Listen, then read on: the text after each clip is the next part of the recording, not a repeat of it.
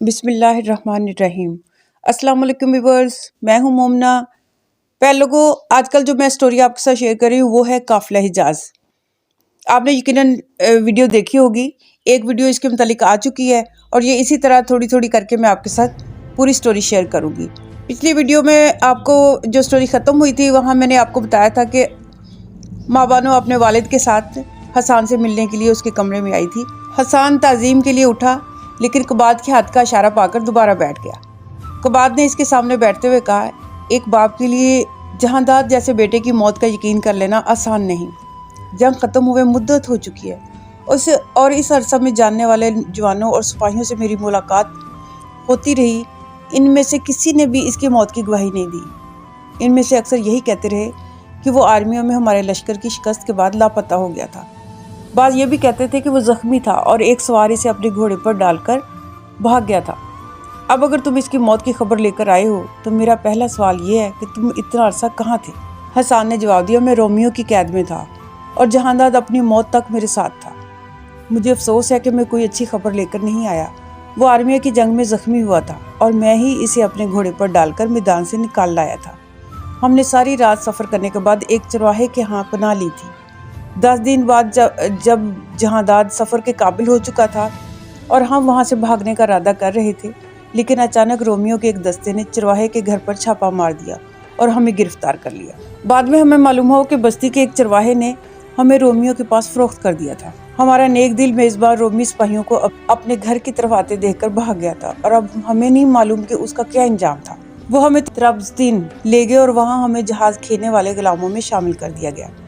جہاز کا کپتان ہمیں انسانوں کے بجائے کارآمد جانور سمجھتا تھا۔ ہماری دنیا جہاز کے نچلے حصے تک محدود ہو کر رہ گئی تھی۔ ہم صرف اتنا جان سکتے تھے کہ جہاز لنگر انداز ہو چکا ہے یا متحرک ہے۔ تقریباً 1 سال ہم بدترین سزائیں بھگتتے رہے۔ جہانداد کی صحت برابر خراب ہوتی گئی۔ پھر ایک دن اس نے میری گود میں سر رکھ کر دم توڑ دیا۔ جہاز پر مرنے والوں کی لاش سمندر میں پھینک دی جاتی تھی، لیکن مجھے یہ بھی نہیں معلوم تھا کہ ہمارا جہاز اس وقت کس سمندر میں ہے۔ اس کے بعد زندگی کے ساتھ میری دلچسپیاں کافی کم ہو گئی اور مجھے یہ بھی معلوم نہ تھا کہ ہمارا جہاز پچھلے مہینے کہاں تھا اور اب کس ملک کے ساحل کا طواف کر رہا ہے۔ جہاز کھینے والے غلام صبح و شام یا ہفتوں مہینوں یا برسوں کے بجائے صرف موت کا انتظار کرتے ہیں۔ میرے پرانے ساتھیوں میں سے اکثر مر چکے تھے اور ان کی جگہ نئے غلام لے چکے تھے۔ اسیری کے ابتدائی زمانے میں بھی ہر نئے آنے والے کی طرح آزاد ہونے کی تدبیریں سوچا کرتا تھا، لیکن اب میں یہی سوچ سکتا تھا کسی دن جہانداد کی طرح میری ہمت بھی جواب دے جائے گی، میرے ہاتھوں سے جہاز کا بھاری چپو چھوٹ جائے گا، پھر میری لاش کو بھی کسی نامعلوم سمندر میں پھینک دیا جائے گا۔ لیکن ایک جہاز کے کپتان نے میری زنجیر کھلوا دی اور مجھے ان قابل اعتماد غلاموں کے ساتھ شامل کر دیا جو بندرگاہوں سے رسد کا سامان لادنے کے لیے ملاحوں کا ہاتھ بٹایا کرتے تھے۔ اب میں کھلی ہوا میں سانس لیتا تھا اور دن کے وقت سورج اور رات کے وقت چاند اور ستارے دیکھ سکتا تھا۔ جہانداد نے اپنی موت سے قبل مجھ سے وعدہ لیا تھا کہ اگر مجھے آزادی ملی تو میں اس کے گھر جاؤں گا، اور اب میں کبھی کبھی یہ بھی سوچا کرتا تھا کہ شاید میں کسی دن بھاگنے میں کامیاب ہو جاؤں۔ میرا آخری سفر سکندریہ سے شروع ہوا۔ ہمارے جہاز پر گندم لدی ہوئی تھی۔ ایک طوفانی رات ہمارا جہاز شام کے ساحل کے قریب لنگر انداز ہوا اور میں نے موقع پا کر سمندر میں چھلانگ لگا دی۔ آدھی رات کے قریب نیم بے ہوشی کی حالت میں ساحل پر پہنچ گیا، پھر کچھ دیر آرام کرنے کے بعد اٹھا اور صبح تک پہاڑی علاقے میں سفر کرتا رہا۔ جہاز سے چھلانگ لگاتے وقت میں نے زندگی یا موت کا راستہ اختیار کیا تھا، اور ساحل پر پہنچنے کے بعد کئی دن تک میرا ہر قدم زندگی کی بجائے موت سے زیادہ قریب تھا۔ میں کسی شہر یا بستی کا رخ کرنے کے بجائے غریب کسانوں اور چرواہوں کے اکا دکا جھونپڑوں کے دروازوں پر دستک دیتا تھا۔ یہ لوگ غریب تھے لیکن آدمی کو روٹی اور پانی دیتے وقت زیادہ سوالات نہیں پوچھتے تھے۔ میرے جسم پر چیتھڑے تھے اور ایک عرب کسان نے مجھے اپنا فالتو لباس دے دیا۔ دریائے فرات کے زرخیز علاقے میں داخل ہونے کے بعد میں خطرے کی حد سے نکل چکا تھا اور عرب قبائل کی بستیوں میں مجھے تمام سہولتیں میسر تھیں۔ حسان یہاں تک کہہ کر خاموش ہو گیا۔ قباد نے کہا، تمہارا گھر کہاں ہے؟ میرا گھر یہاں سے زیادہ دور نہیں ہے۔ میرا خاندان آپ کی زمین میں کاشتکاری کرتا ہے اور میرے باپ کا نام اتبا ہے۔ یہاں سے جنوب کی طرف آپ کی جاگیر کی آخری بستی میں میرا گھر ہے۔ قباد اور اس کی بیٹی نے چونک کر ایک دوسرے کی طرف دیکھا اور پھر ان کی نگاہیں حسان کے چہرے پر مرکوز ہو کر رہ گئی۔ کچھ دیر کے بعد کباد نے سوال کیا، تم سیدھے میرے پاس آئے ہو؟ جی ہاں، اور اب میں آپ سے اجازت لینا چاہتا ہوں۔ اگر مجھے گھوڑا مل جائے تو میں بہت جلد وہاں پہنچ جاؤں گا اور کل آپ کو آپ کا گھوڑا واپس بھیج دوں گا۔ تم تھکے ہوئے ہو، اب کھانا کھا کر سو جاؤ، صبح تمہیں گھوڑا مل جائے گا۔ میں تمہارے باپ کو جانتا ہوں اور مجھے ڈر ہے کہ اپنے گھر پہنچ کر تمہیں کباد یہاں تک کہہ کر رک گیا اور پھر ماں بانو سے مخاطب ہو کر بولا، بیٹی تم مہمان کے لیے کھانا منگواؤ۔ ماں بانو اٹھ کر چلی گئی۔ حسان نے قدرے فکر مند ہو کر سوال کیا، آپ میرے گھر کے متعلق جانتے ہیں؟ کچھ کہنا چاہتے تھے؟ کباد نے جواب دیا، میں یہ کہنا چاہتا تھا کہ جب ایک شکست خوردہ سپاہی واپس گھر پہنچتا ہے تو اسے بعض اوقات نئے حالات کا سامنا کرنا پڑتا ہے۔ میں تم سے یہ وعدہ لینا چاہتا ہوں کہ اگر تمہیں کسی بھی مدد کی ضرورت پیش آئے تو تم اپنے دوست کے گھر کا دروازہ کھٹکھٹانے میں عار محسوس نہیں کرو گے۔ اب رات ہو رہی ہے اور تمہارا چہرہ یہ بتا رہا ہے کہ تمہیں آرام کی بہت ضرورت ہے۔ تم نے شاید صبح سے کھانا بھی نہیں کھایا۔ حسان نے جواب دیا، آج میں نے کہیں رکنا پسند ہی نہیں کیا۔ میرا خیال تھا کہ میں آپ کو دیکھتے ہی اپنے گاؤں کی طرف روانہ ہو جاؤں گا۔ نہیں بیٹا، رات آرام کرو، صبح چلے جانا، ابھی مجھے تمہارے ساتھ بہت ساری باتیں کرنی ہیں۔ حسان نے سوال کیا، لیکن زربخت کہاں ہے؟ وہ مدائن گیا ہوا ہے، چند دن تک واپس آ جائے گا۔ اب تم کھانا کھا لو، پھر ہم اطمینان سے باتیں کریں گے۔ حسان نے کہا، اگر آپ کا کوئی کارندہ ان دنوں ہمارے گاؤں گیا ہو تو پلیز اسے بلوا دیجیے، میں وہاں کے حالات معلوم کرنا چاہتا ہوں۔ کباد نے پریشان سا ہو کر اپنی بیٹی کی طرف دیکھا اور پھر حسان سے مخاطب ہو کر کہا، بیٹا میرے آدمی بٹائی کے موقع پر باہر جایا کرتے ہیں، لیکن ابھی فصل تیار نہیں ہوئی۔ آپ نے پچھلے دنوں میرے والد یا بھائیوں میں سے کسی کو دیکھا ہے؟ کباد نے جواب دیا، میں کافی دنوں سے بیمار ہوں، لیکن تمہیں اس قدر پریشان نہیں ہونا چاہیے۔ تھوڑی دیر بعد حسان کھانا کھا رہا تھا اور کباد اور ماں بانو اس کے سامنے بیٹھے ہوئے تھے۔ باپ اور بیٹی یک کے بعد دیگرے اس سے سوالات پوچھ رہے تھے اور وہ جواب میں جنگ، اسیری اور رہائی کے واقعات کی تفصیلات سنا رہا تھا۔ کھانا کھانے کے بعد جب اس کی آنکھیں بند اور آواز بھاری ہونے لگی تو کباد نے اٹھتے ہوئے کہا، بیٹا اب تم یہیں لیٹ جاؤ۔ حسان نے غنودگی کے عالم میں آنکھیں کھولی اور پھر بند کر لی۔ کباد اور ماں بانو کمرے سے باہر نکل گئے۔ تھوڑی دیر بعد ماں بانو ایک کمبل اٹھائے ہوئے دوبارہ کمرے میں داخل ہوئی تو حسان گہری نیند سو رہا تھا۔ اس نے آہستہ سے کمبل اس پر ڈال دی اور دبے پاؤں کمرے سے باہر چلی گئی۔ کباد بستر پر لیٹا ہوا تھا۔ ابا جان، ماں بانو نے کہا، یہ اسی اتبا کا بیٹا ہے؟ ہاں، مجھے اس کی صورت دیکھتے ہی شک گزرا تھا۔ آپ نے اسے بتایا کیوں نہیں؟ نہیں بیٹی، وہ تھکاوٹ اور بھوک سے نڈال تھا اور اسے آرام کی ضرورت تھی، اس لیے مجھے بات کرنے کی ہمت نہیں ہوئی۔ ابا جان، وہ جہادات کا دوست ہے اور ہمارا فرض ہے کہ ہم اسے رخصت کرنے سے پہلے تمام حالات بتا دیں۔ ہاں بیٹی، اسے خبردار کرنا ضروری ہے، لیکن مجھے صبح کے وقت بھی شاید بات کرنے کا حوصلہ نہ ہو۔ ابا جان، اگر آپ اجازت دیں تو میں اسے بتا دوں؟ ہاں، تمہیں اجازت ہے بیٹی، یہ بہت ضروری ہے کہ اسے روانہ کرنے سے پہلے تمام حالات سے خبردار کر دیا جائے۔ ماں بانو نے کہا، ابا جان، ان حالات میں وہ اپنے گھر جا کر کیا کرے گا؟ اس کی جان بچانا ہمارا فرض ہے، کیا ہم اسے روک نہیں سکتے؟ نہیں، وہ مجھے ان لوگوں سے مختلف دکھائی دیتا ہے جو خطرات سے بھاگنے کی کوشش کرتے ہیں، اور اگر ہم اسے یہاں روکنے میں کامیاب ہو بھی جائیں تو بھی ہم اس کی مدد نہیں کر سکتے۔ آج میں اس سے بھی زیادہ بے بس ہوں۔ ابا جان، مجھے یقین ہے کہ زربخت مدائن سے اچھی خبر لے کر آئے گا اور ہمیں ان ظالموں سے نجات مل جائے گی۔ کباد نے جواب دیا، بیٹی میں زیادہ پر امید نہیں ہوں۔ مدائن میں جو لوگ مجھے جانتے تھے ان میں سے اکثر جنگوں میں کام آ چکے ہیں، اور جو زندہ ہیں انہیں ملک کے نئے حکمران اور ان کے خوش آمدیوں نے ہماری طرح بے دست و پاک کر دیا ہے۔ خال خال ایسے لوگ رہ گئے ہیں جو اپنی عزت بچائے ہوئے ہیں، لیکن ہمیں کسی سے یہ امید نہیں رکھنی چاہیے کہ وہ ہماری خاطر ہرمز سے الجھنا پسند کرے گا۔ تورج ایک حقیر آدمی ہے، اگر ہرمز اس کی پشت پر نہ ہوتا تو وہ میرے کسی ادنا کاشتکار کے ساتھ بھی الجھنے کی جسارت نہیں کر سکتا تھا۔ میرا ضمیر آخری دم تک مجھے ملامت کرتا رہے گا کہ میں ایک فریادی بن کر ہرمز کے پاس گیا تھا۔ جب قوموں اور سلطنتوں کا زوال آتا ہے تو شاہی دربار کے مسخرے وزیروں اور سپہ سالاروں کی قسمت کے فیصلے کرتے ہیں۔ ہمیں صرف یہ دعا کرنی چاہیے کہ زربخت خیریت سے واپس آ جائے۔ اس کے بعد ہماری بہتری اسی میں ہے کہ ہم مدائن یا کسی ایسے دور افتادہ شہر میں چلے جائیں جہاں ہمیں جاننے والا کوئی نہ ہو، اور پھر اس وقت کا انتظار کریں جب ملک کے اندر کوئی نیا انقلاب اور ہرمز جیسے لوگوں کا اقتدار ختم کر دے۔ ابا جان، مجھے یقین ہے کہ زربخت کو کوئی بڑا عہدہ مل جائے گا اور کسی دن وہ صرف تورج سے نہیں بلکہ ہرمز سے بھی انتقام لے سکے گا۔ بیٹی، زربخت ایران کی فوج میں بڑے سے بڑا عہدہ حاصل کرنے کے بعد بھی اس قابل نہیں ہو سکتا کہ وہ ہرمز جیسے آدمی سے ٹکر لے سکے۔ اس کے لیے بہترین راستہ یہی ہے کہ لشکر میں شامل ہو جائے اور اس وقت تک اپنے دشمنوں کو بھول جائے جب تک عمرہ سلطنت شہنشاہ کے دربار کا رخ کرنے سے پہلے اسے سلام کرنا ضروری نہ سمجھے۔ اگر جہانداد زندہ واپس آتا تو میں اسے بھی یہی مشورہ دیتا، لیکن ابا جان آپ تو یہ کہا کرتے تھے کہ جب جہانداد واپس آئے گا تو آپ اسے اپنی آنکھوں سے ایک لمحہ کے لیے بھی دور نہیں کریں گے اور آپ اسے ایران کے سپہ سالار کی بجائے ایک معمولی کسان دیکھنا پسند کریں گے۔ یہ میں اس وقت کہا کرتا تھا جب میرے گھر میں میرے بچوں کے لیے زندگی کی تمام آسائشیں موجود تھیں۔ اب اس گھر اور چند کھیتوں کے سوا مجھ سے سب کچھ چھین لیا گیا ہے۔ مدائن کے دربار میں میرے خلاف اس قسم کی شکایت پہنچائی گئی ہے کہ میں کاشتکاروں کو حکومت کے خلاف اکسا رہا ہوں۔ اگر تورج جیسے لوگ کسی مظلوم کاشتکار کے ہاتھوں مارے گئے تو ہرمز کو ہمارے گھر پر قبضہ کرنے کے لیے بھی ایک معقول بہانہ مل جائے گا۔ میں نے اسے کہا تھا کہ جب تمہارا زوال آئے گا تو تمہیں تورج سے زیادہ بے رحم لوگوں سے سابقہ پڑے گا، اور ہرمز ان لوگوں میں سے نہیں جو اپنے دشمن کو ایک بار گرا کر دوبارہ اٹھنے کا موقع دیتے ہیں۔ ماں بانوں نے ابدیدہ ہو کر کہا، لیکن آپ نے ہرمز کا کیا بگاڑا تھا؟ جو لوگ ظلم کرنے میں لذت محسوس کرتے ہیں وہ یہ نہیں دیکھتے کہ مظلوم نے ان کا کیا بگاڑا ہے۔ ان کی سب سے بڑی خواہش یہی ہوتی ہے کہ مظلوم کے حق میں آواز بلند کرنے والے کا گلا گھونٹ دیا جائے۔ اور ہرمز کو یہ احساس ہو گیا تھا کہ میں عرب کاشتکاروں کا ہمدرد ہوں۔ میں ان سے صرف اپنا حق وصول کرتا ہوں، لیکن انہیں لوٹنا پسند نہیں کرتا، اور میرے اس سلوک کے باعث دوسرے ایرانی ذمہ داروں کے کسانوں کے دل میں اپنی مظلومیت کا احساس ابھر رہا ہے، اور وہ اس احساس کو ختم کرنے کے لیے میرا خاتمہ ضروری سمجھتا ہے۔ ماں بانوں نے آبڑتے ہوئے کہا، ابا جان کاش میرے ہاتھ اتنے مضبوط ہوتے کہ میں ہرمز کا گلا گھونٹ سکتی۔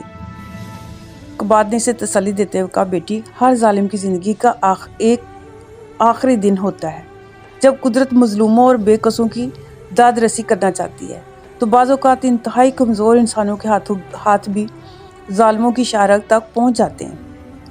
میں خسرو پرویز اور اس کے بیٹے کا عبرتناک انجام دیکھ چکا ہوں، اور مجھے یقین ہے کہ ہر ظالم اپنے ہاتھوں سے اپنی ہلاکت کے سامان پیدا کرتا ہے۔ اب تم سو جاؤ۔ طلوع سحر کے وقت حسان گہری نیند سے بیدار ہوا اور اٹھ کر دریچے سے باہر جھانکنے لگا۔ نیچے کوئی 100 قدم کے فاصلے پر گھنی جھاڑیوں میں اسے اس عمارت کے کھنڈر دکھائی دے رہے تھے جہاں جہانداد کے ساتھ اس کی پہلی ملاقات ہوئی تھی۔ اس کمرے میں داخل ہوا اور ایک قیمتی لباس کے علاوہ ایک تلوار اور ایک ڈھال اس کے سامنے رکھتے ہوئے بولا، یہ جہانداد کی نشانیاں ہیں اور آقا کی یہ خواہش ہے کہ آپ انہیں قبول فرمائیں۔ میں آپ کے لیے ناشتہ لاتا ہوں، اتنی دیر میں آپ کا گھوڑا بھی تیار ہو جائے گا۔ حسان نے کہا، لیکن مجھے اتنے قیمتی کپڑوں کی ضرورت نہیں ہے۔ آقا نے سونے سے پہلے مجھے حکم دیا تھا کہ میں یہ چیزیں آپ کے پاس پہنچا دوں۔ ان کی طبیعت خراب تھی اور پچھلے پہر سونے سے پہلے انہوں نے یہ تاکید کی تھی، اگر جہانداد کے دوست کو یہ تحائف قبول کرنے میں کوئی اعتراض ہو تو مجھے جگا دیا جائے۔ انہوں نے یہ بھی کہا تھا کہ آپ کو گھوڑا واپس کرنے کی ضرورت نہیں ہے، آپ لباس تبدیل کر لیجئے، میں ابھی آتا ہوں۔ ناشتہ تیار ہے، میں صرف آپ کے جاگنے کا انتظار کر رہا تھا۔ کاؤس یہ کہہ کر کمرے سے باہر نکل گیا اور حسان قدرے توقف کے بعد لباس تبدیل کرنے میں مصروف ہو گیا۔ تھوڑی دیر بعد جب وہ ناشتہ ختم کر کے اٹھا تو ماہبانو کمرے میں داخل ہوئی۔ اس نے کہا، ابا جان بہت دیر سے سوئے ہوئے ہیں، میں انہیں جگانا مناسب نہیں سمجھتی۔ حسان نے کہا، انہیں جگانے کی ضرورت بھی نہیں ہے، میں بہت جلد دوبارہ ان کی خدمت میں حاضر ہونے کی کوشش کروں گا۔ لوگ عام طور پر ایسی المناک خبریں لانے والوں کو تحائف نہیں دیا کرتے، اور مجھے گھر پہنچنے کے لیے اتنے قیمتی لباس کی ضرورت بھی نہیں تھی۔ کاش اس وقت میری جگہ جہانداد آپ کے سامنے کھڑا ہوتا اور آپ کی آنکھیں آنسوؤں کے بجائے مسکراہٹوں سے لبریز ہوتی۔ ماں بانوں نے کہا، آپ اپنے گھر جانے سے پہلے ہمارے پاس آئے تھے، ہمارے لیے یہ سمجھنا مشکل نہیں کہ میرا بھائی آپ کو کس قدر عزیز تھا۔ ابا جان ہر سال بھائی جان کے لیے نیا لباس تیار کروایا کرتے تھے۔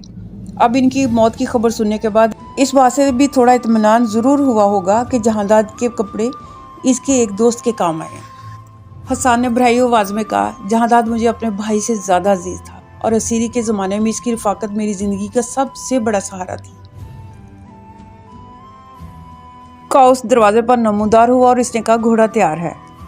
حسان نے ماں بانوں کی طرف اجازت طلب نگاہوں سے دیکھا، لیکن وہ نوکر کی طرف متوجہ ہو کر بولی، یہ ابھی آتے ہیں، تم جاؤ۔ نوکر چلا گیا اور ماں بانوں قدرے توقف کے بعد بولی، آپ مدت کے بعد اپنے گھر جا رہے ہیں اور آپ کی غیر حاضری میں یہاں کئی انقلاب آ چکے ہیں۔ میں آپ سے یہ وعدہ لینا چاہتی ہوں کہ اگر آپ کو کسی بھی किस्म की सूरत हाल का सामना करना पड़े तो आप कोई ख़तरनाक फ़ैसला करने से पहले अब्बा जान के पास ज़रूर आएंगे। आज के बाद इस घर में आप अजनबी नहीं हैं। हसन ने कदरे मुस्तरब होकर कहा, देखिए आपके अब्बा जान अपने काश्तकारों के हालात से बेखबर नहीं हो सकते। अगर इन्हें मेरे ख़ानदान के मुतालिक कोई बुरी खबर सुनी है अगर उन्होंने मेरे ख़ानदान के मुतालिक कोई बुरी खबर सुनी है तो आप मुझे बता सकती हैं। माँ बानों ने जवाब दिया, अब हमारी ज़मीन इस गांव के आसपास चंद खेतों तक महदूद होकर रह गई है और शायद किसी दिन ये भी हमसे छीन ली जाएगी। अब ये मकान भी हमें अपनी ज़रूरत से ज़्यादा मालूम होता है। हवेली में 15-20 नौकर और 60 मुसल्लह सिपाही हर वक्त मौजूद होते थे। अब हमारे पास सिर्फ 5 वफादार नौकर रह गए हैं। नया ज़मींदार जिस इलाके के हाकिम ने हमारी ज़मीनें छीन कर दे दी हैं, हमें किसी वक्त भी यहाँ से फ़रार होने पर मजबूर कर सकता है। नया ज़मींदार वो कौन है? इसका नाम तुरज है और वो हरमज़ का रिश्तेदार है। लेकिन ये कैसे हो सकता है कि हरमज़ आपकी जायदाद छीन कर किसी और के हवाले कर दे? माँ बानों ने जवाब दिया, जब वो अफवाज शिकस्त खाती हैं ना और मुल्क के तख्तो ताज के वारिस बदलते हैं तो हर बात मुमकिन हो जाती है। जब मेरा भाई जंग पर गया था तो ये इलाका ईरान की अजीम सल्तनत का एक अहम हिस्सा था, लेकिन अब ये हरमज़ की शिकारगाह बन चुका है। हुकूमत को ज़्यादा लगान फराहम करने के एवज़ इसने इलाके के ज़मींदारों को लूट खसूट की खुली आज़ादी दे रखी है। अरब किसानों के एक वफ़द चंद जालिम ज़मींदारों के ख़िलाफ़ शिकायत लेकर हरमज़ के पास पहुंचा था, लेकिन इसने इन्हें धक्के देकर निकाल दिया था। इसके बाद चंद किसानों ने बगावत कर दी और ज़मींदारों ने इनकी बस्तियाँ वीरान कर डाली। अब्बा जान ने लुटे हुए किसानों को अपनी पनाह में ले लिया तो ईरानी ज़मींदार इनके खिलाफ मुत्तहिद हो गए और वो पहले हरमज़ और फिर मुदाइन के दरबार में ये शिकायत लेकर पहुंचे कि हम बागी हैं। हरमज़ जुल्म करने का कोई बहाना हाथ से नहीं जाने देता, चुनांचे इसने हमारी ज़मीनें छीनकर तुरज के हवाले कर दी। जागीर की हर बस्ती में लूट मार का सिलसिला जारी है। शुरू में हमारे किसानों ने तुरज के कारिंदों को मार भगाया था, लेकिन हरमज़ ने फौजी ताकत हासिल करने के बाद इसने इन्हें दोबारा मगलूब कर लिया। हसन ने कर्ब अंगेज़ लहजे में कहा, आपने हमारी बस्ती के मुतालिक कोई खबर सुनी है? चंद सानिया माँ बानों के पास अश्क आलूद निगाहों के सिवा कुछ ना था। फिर इसने बराई आवाज़ में कहा, अब बाहर का कोई फरियादी हमारे घर का रुख नहीं करता। फिर भी अब्बा जान को इस बात का अंदेशा है कि शायद दूसरी बस्तियों की तरह आपकी बस्ती भी तुरज के मजालिम से महफूज नहीं है। वो आपको ये नसीहत करना चाहते थे कि आप किसी बात पर नए ज़िम्मेदार से उलझने की कोशिश ना करना। मौजूदा हालात में इस इलाके के काश्तकारों को सब्र और हौसले से काम लेने की ज़रूरत है। हसन ने कहा, अगर आपके अब्बा जान का ये मशवरा है कि रोमियो की कैद से आज़ाद होने के बाद अब मुझे नए मुजालिम बर्दाश्त करने की आदत डालनी पड़ेगी तो मैं इन्हें मायूस नहीं करूँगा। हम लोग ये जानते हैं कि हम ज़ालिमों का मुकाबला करने के लिए नहीं बल्कि जुल्म बर्दाश्त करने के लिए पैदा हुए हैं, लेकिन मुझे ये ऐसा महसूस होता है कि आप मुझसे कोई बात छुपाना चाहती हैं। माँ बानों ने जवाब दिया, मैं आपको सिर्फ ये बताना चाहती थी कि हम बेबस हैं और अगर आपको तुरज जैसे लोगों की से मुश्किल पेश आई तो हम आपकी कोई मदद नहीं कर सकेंगे। मैं बदतरीन हालात में भी आपको परेशान नहीं करूँगा। अब मुझे इजाज़त दीजिए। हसन ये कहकर सीढ़ियों की तरफ बढ़ा और माँ बानों दिल पकड़ कर रह गई। वो भागकर इसे रोकना चाहती थी, वो इसे कुछ बताना चाहती थी, लेकिन इसकी हिम्मत जवाब दे गई। थोड़ी देर बाद वो रिहायशी मकान की ड्योढ़ी की छत से हसन को घोड़े पर सवार होकर बाहर निकलते देख रही थी और इसका दिल एक नाकाबिले बर्दाश्त बोझ से पिसा जा रहा था। वो वापस मुड़ी और भागते हुए अपने बाप के कमरे में दाखिल हुई। के बाद अभी तक बिस्तर पर लेटा हुआ था। अब्बा जान, इसने डूबती हुई आवाज़ में कहा, मैं इसे सब कुछ बताना चाहती थी, लेकिन इसकी सूरत देखकर मेरी हिम्मत जवाब दे जाती थी। मुझे डर था कि कहीं सही हालात से बाखबर होने के बाद वो अपने घर का रुख करने के बजाय तन्ने तनहा तुरज के घर पर हमला ना करने पहुंच जाए। मैंने इसे सिर्फ इशारों से ये समझाने की कोशिश की कि इसकी बस्ती के हालात सरासर इसकी तवक्कुआत के ख़िलाफ़ हो सकते हैं। अब्बा जान, इसने खुशी से जहांदाद का लिबास पहन लिया था और मुझे ऐसा महसूस होता था कि मेरा भाई एक नए वजूद में वापस आ गया है। मुझे इसकी सादगी पर रहम आता था, काश मैं इसे रोक सकती। कुबाद ने जवाब दिया, बेटी, अगर वो मुझे किसी ख़तरे से डरने वाला मालूम होता तो मैंने रात के वक्त ही इसे कह दिया होता कि तुम अपने घर नहीं जा सकते। लेकिन अब क्या होगा? अब अगर वो दूरअंदेश साबित हुआ तो इन लोगों का रास्ता इख्तियार करेगा जो जुल्म के ख़िलाफ़ सर उठाने के लिए मुनासिब हालात का इंतज़ार करते हैं। वरना हम ये सुनेंगे कि एक जोशीला नौजवान चंद नारे लगाने के बाद हमेशा के लिए खामोश हो गया। प्यारे लोगों, वीडियो काफ़ी लंबी हो चुकी है। मेरा ख्याल है आज के लिए इतना काफ़ी है। बाकी इंशाल्लाह दोबारा आपके साथ شیئر کروں گی نیکسٹ ویڈیو بھی، تو ویڈیو پوری سنیے گا اور غور سے سنیے گا اور اس کے متعلق مجھے کمنٹ ضرور کیجیے گا۔ تو اپنا بہت سارا خیال رکھیے گا اور مجھے دعاؤں میں ضرور یاد رکھیے گا۔ اللہ حافظ۔